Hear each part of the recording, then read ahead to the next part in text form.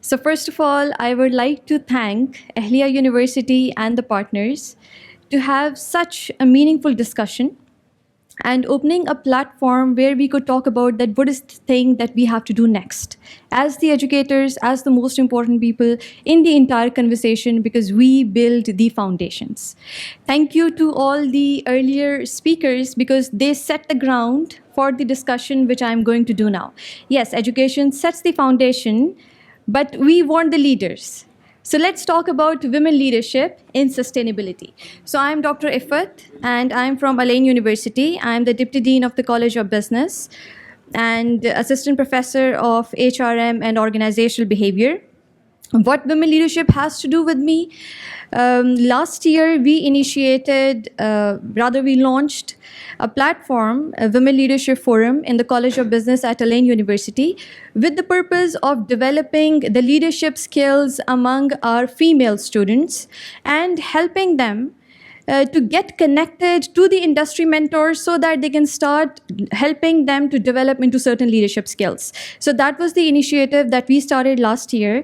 And now that I'm here, so I would like to invite all of you, all the women leaders in making, that do join us and contribute in whatever way you want. So today I'm going to discuss with you one of the studies which was done by the Higher Education for Good. Their initiative was Youth Talks. That was in collaboration with UN Prime, the body which is working on the responsible management education. All of us are familiar with that. So they initiated this study and they reached out to more than 1 million of youth across 212 countries and territories. And they were able to get some kind of contribution at least from 1 million young people from the age of 19 to 29. The survey that they were able to collect was around 45,000 plus young people. Most of them, the majority came from female and then after that male, most of them studying mostly either in high schools or in the undergrad programs. The purpose of reaching out to them was to understand first their attitudes about all the global problems which are going on, and second, to further see what kind of intentions do they have if we start asking for any kind of sacrifice that they have to make for the environment. And third, what are the learning expectations that they do have from their educational institutions in whatever programs they are enrolled in.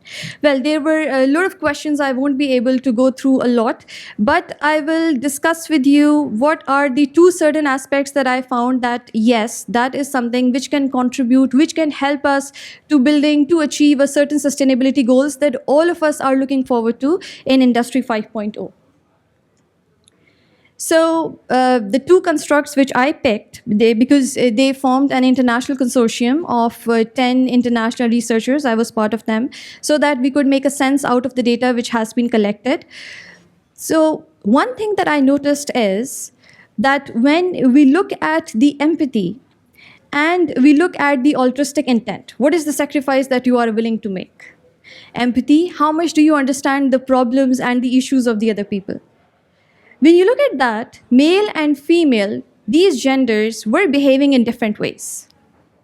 So I further wanted to investigate if this difference between certain attitudes and certain intentions between the two genders could be affecting on their priorities of learning as well to develop their certain sustainability mindset or not. So we started interrogating into that, starting off with empathy, how well we understand and share the feeling of others, looking from 4 different aspects: empathetic concern, that is the concern for the unfortunate others; perspective taking, how well I can look at the psychological point of view of others; fantasy, how well I can transpose myself into that character and start feeling the pain of that character; and personal distress, my own feeling, my own anxiety, my own stress that I feel because of any interpersonal encounter.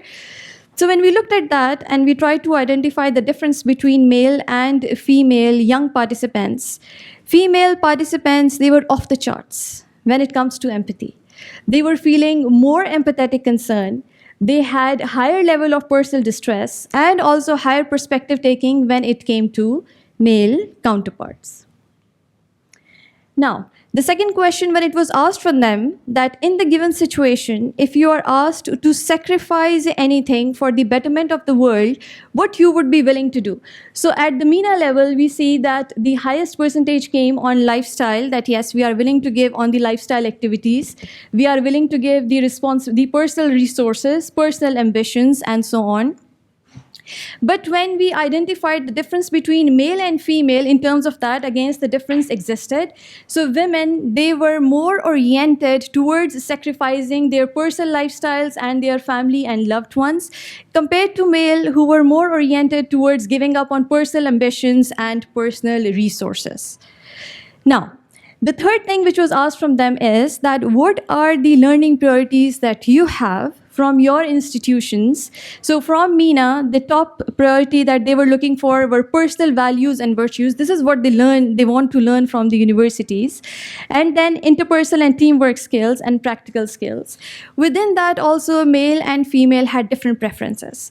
Female, they were looking more for soft skills. They were looking more for personal growth and well-being and community engagement, compared to male, who were seeking more knowledge and professional development. Now, what did we learn from this? The most important thing that Youth Talks data gave to the people was that young people are more pro-social. They are more willing to sacrifice from the environment. And this puts women in certain perspective. Why? Because study after study is focusing on this, that people who have high level of empathy, for them there are higher chances to be more socially responsible. So now you have half of the world which is already gifted with that certain empathy, and all you need to do is that bridge through the learning, that moral readiness, moving on towards sustainability mindset. So sustainability, it wants what? Somebody who can be able to connect with the people emotionally, who are able to lead with responsibility, who can think systematically. So eventually, when we talk about women leadership, it is more of a strategic move now if you are looking forward to certain sustainability initiatives. So empathy, to me, is not a skill. It is something which is the missing link between the leadership capacity for sustainability. And the good news is that women are already leading in that. So thank you so much.